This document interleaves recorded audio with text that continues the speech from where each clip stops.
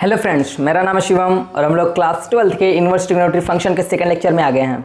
First lecture में हम लोग क्या होता है इन्वर्स फंक्शन, क्या होता है ट्रिग्नोमेट्री फंक्शन, क्या होता है उसका डोमेन, क्या होता है रेंज, कैसे सब कुछ हम लोग विजुलाइज करते हैं ग्राफ की तरीके से, ग्राफ की मदद से, वो सब कुछ हम लोग लास्ट लेक्चर में देखा था। हम लोग साइन फंक्शन को वहाँ पर डिटेल में पढ़े थे।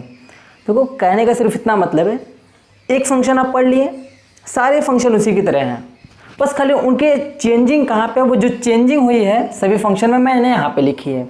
मैंने आपको कल क्या बताया था साइन इनवर्स एक्स के बारे में, ठीक।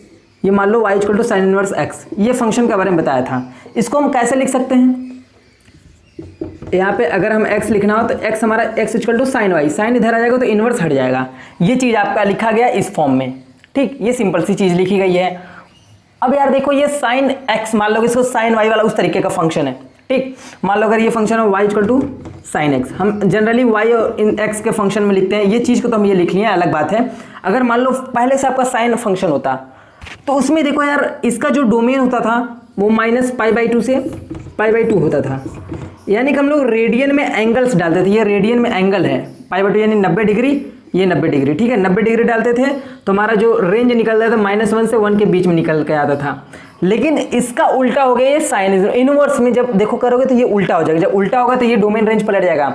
मैंने आपका इनवर्स ऑफ ए रिलेशन भी बताया था, इनवर्स ऑफ ए फंक्शन में जब बताया था, रिलेशन फंक्शन जब पढ़ा रहा था तो वो कैसे इनवर्स निकालते हैं, उसका डोमेन और रेंज पलट जाता था। जो मैंने आपको रोस्टर फॉर्म में बताया था, मान लो इसे 2 3 लिखा गया है, 4 1 लिखा गया है, इस तरीके से जब होते थे तो मैंने बताया था ये अगर मान लो f है, अगर f इनवर्स निकला है तो क्या आता था 3 2 हो जाता था, 1 4 हो जाता था। ये चीज़ें हो जाती थी, बहुत सिंपल सी चीज़ें, बस जस्ट फ्लिप कर जाती थी तो पलट जाती थी। तो आपका जो ये डोमेन हुआ करता था वो रेंज बन जाता था, देख रहे हो। तो उसी तरीके से ये पलटी पलटा वाला काम यहाँ पे भी हुआ है। सिंपल सी चीज़ है, कुछ नहीं करना है। ये हमने साइन इनवर्स फंक्शन के बारे में डिटेल में पढ़ा था। थोड़ा सा कॉस के बारे में देख लेते हैं, क्योंकि देखो हर फंक्शन वही है। चेंजिंग मैं आपको बताऊँगा कहाँ पे चेंजिंग। देखो अब y equal to cos X पे बात करते हैं, एक सेकंड के लिए, 1 मिनट के लिए हम इस पे बात करते हैं। अगर इसके ग्राफ की हम बात करें तो इसका ग्राफ ये देखो होता है, क्यों, कॉस 0 की जो वैल्यू होती है वो 1 होती है, कॉस π/2 की जो वैल्यू होती है वो क्या होती है, कॉस π/2 की जो वैल्यू होती है वो 0 होती है, ठीक है। जो कॉस π/2 की वैल्यू होती है, जो कॉस 90 की वैल्यू तो वो 0 होती है, और जो 0 की वैल्यू वो 1 होती है। समझ रहे हो, ये चीज़ है, सिंपल सी चीज़ है। तो उस पर पुट करते हैं, ये रखते हैं, ये हमारा यहाँ पे π/2 है और ये आई थिंक आपका पाई है। इसी तरीके से आपका चलता चला जाएगा। तो ये फंक्शन है आपका। अब यहाँ पे हम बात करते हैं साइन फंक्शन की। देख रहे हो ये फंक्शन 1 1 ऑन 2 नहीं है, हम सबसे पहले 1 1 ऑन 2 बनाते हैं। 1 1 ऑन 2 बनाने के लिए देख रहे हो एक तरीका है चेक करने का कि 1 1 ऑन 2 है कि नहीं। ग्राफ बनाओ और ग्राफ पे इसे हॉरिजॉन्टल लाइन एक्स एक्सिस के खींच दो। अगर ये लाइन ग्राफ को दो जगह से एक जगह से ज़्यादा, अगर 2 जगह पे काट दी, 2 से ज़्यादा 3 4 5, अगर 1 पे काटी तो ठीक है भैया 1 1 है। अगर 2 पे काट दी तो 1 1 नहीं। देखो एक जगह यहाँ पे काट रही है, यहाँ पे 1 1 नहीं है फंक्शन। तो 1 1 बनाने के लिए हम क्या कर सकते हैं, अब इस ग्राफ को हम 1 1 बनाएंगे। जैसे देखो हम दिखा सकते हैं, ग्राफ की मदद से भी दिखा सकते हैं और ये तरीका भी है। अरे कॉस एक्स है, y equal to cos X. अगर हम इसको देख लें, अगर इसका ग्राफ हम यहाँ से ऐसे बनाए, यहाँ से यहाँ तक, ठीक है, यहाँ से यहाँ तक, ऐसा सिर्फ इतना ग्राफ ऐसे होता था तो वही चीज़ें रिपीट की है। सिर्फ मान लो इतना बना देगा अगर इसका ग्राफ, तो हमारा काम भैया, ग्राफ देख रहे हो एक ही जगह काट रहा है, मतलब ये 1 1 बन गया। अब इसी ग्राफ को अगर हम थोड़ा सा अगर इन्वर्स में लेके जाएं, अब कहानी थोड़ा सा इन्वर्स में देखते हैं। इन्वर्स में एक चीज़ चेंज हो जाता है, y और x एक दूसरे के अबाउट सिमेट्रिक हो जाते हैं। मतलब इसका कहने का, अगर ग्राफ ऐसा बना रहा, ऐसा ठीक है, चलो ऐसा बना, ऐसा ठीक है, यहाँ पे y एक्सिस है, x एक्सिस है, ग्राफ ऐसे ही छोड़ो, x y चेंज कर दो, आपस में बन जाएगा आपका। ऐसा इन जनरल होता है, ठीक है। अब देखो अगर हम बात y equal to cos inverse x की करें, इनवर्स फंक्शन की, तो इनवर्स फंक्शन में देखो क्या है यार, ये यहाँ से उतरेगा और यहाँ तक जाएगा। थोड़ा सा राइटिंग खराब है, ले भैया ले, ये हो गया। ऐसा फंक्शन जो ऐसा जो ग्राफ है वो आपका बनेगा, यहाँ पे 0 से पाई होगा, ठीक है। क्योंकि देखो डोमेन की अगर हम बात करें कॉस इनवर्स एक्स की, ये इसका डोमेन है, डोमेन में मतलब अब x की जगह नंबर्स डालेंगे, एंगल्स नहीं डालेंगे, ठीक है।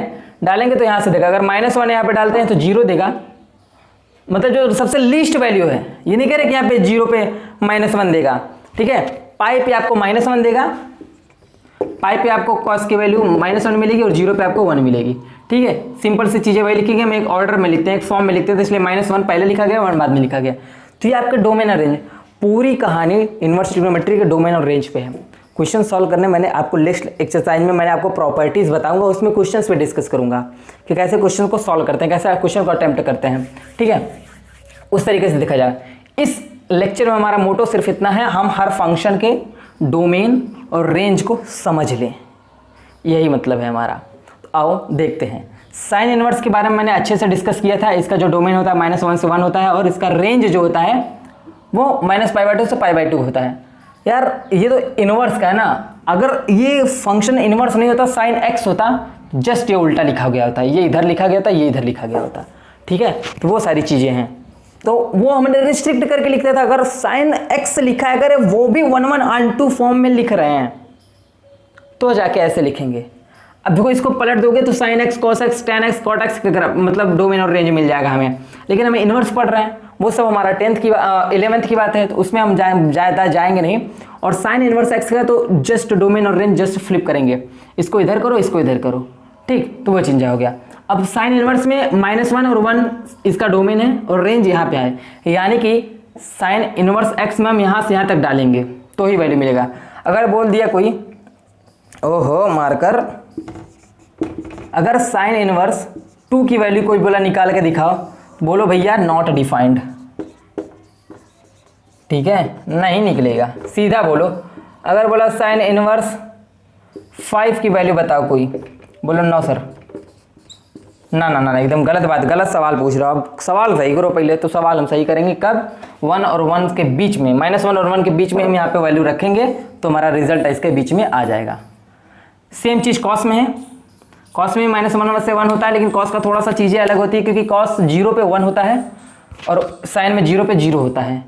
कॉस में पाई पर -1 होता है और वहाँ पे 0 होता है, तो वो चीज़ है। अब tan इनवर्स, इसमें रियल नंबर से कोई भी नंबर डालो, tan वाले में, tan इनवर्स वाला का ये वाला गजब चीज़ है, इसमें कोई रिस्ट्रिक्शन नहीं, आप कुछ भी डालो, कुछ भी डालो, लेकिन आपका जो रेंज निकल कर आएगा वो -π/2 से π/2 निकल के आएगा, कुछ नहीं और निकल के आएगा, -π/2 से π/2 यही निकल के आएगा, इसके बीच में ही लाया करेगा। ये -π/2 और π/2 नहीं होगा, क्योंकि देख रहे हो ओपन इंटरवल लगा है, इसके बीच के सब एलिमेंट होंगे, सब के सब इसके बीच के। कॉट इनवर्स x में भी है, सेम r इसमें है, और यहाँ पे जो इसका फंक्शन था वो इसका फंक्शन है, लेकिन ये 0 पे इंक्लूडेड होता था, यहाँ पे इंक्लूडेड नहीं है। सेक इनवर्स में देखो क्या है, रियल नंबर तो पूरा लेंगे, लेकिन -1 और 1 के बीच की चीज़ें हम नहीं लेंगे, क्योंकि यहाँ पे अगर पुट करेंगे तो वो अनडिफाइंड वाली चीज़ हो जाती है, वो जो आप 11th में पढ़ चुके हो इजीली, ठीक है। अभी आपको ये चीज़ बहुत अच्छे से समझ में आ रही होगी। कोसेक इनवर्स x में भी सेम है, लेकिन इसके जो रेंज है वो चेंज है, क्योंकि अगर यहाँ पे वो वैल्यू पुट करेंगे तो यहाँ पे वो देगा, वो वैल्यू पुट करेंगे तो वो देगा, यहाँ पे -π/2 आपको कभी आएगा ही नहीं। देखो इसका कहने का मतलब है इसमें से, इस सोल्यूशन सेट में से हम इसको निकाल दे रहे हैं, मतलब π/2 मेरा नहीं होगा, बाकी सब कुछ हो सकता है। सेम तरीके से -π/2 से π/2 हो सकता है, बीच में तो 0 भी आएगा, क्योंकि देख रहे हो यहाँ बीच में 0 होता है, इधर π/2 होता है, इधर -π/2 होता है ना, तो 0 निकाल दो, बाकी सारी चीज़ें।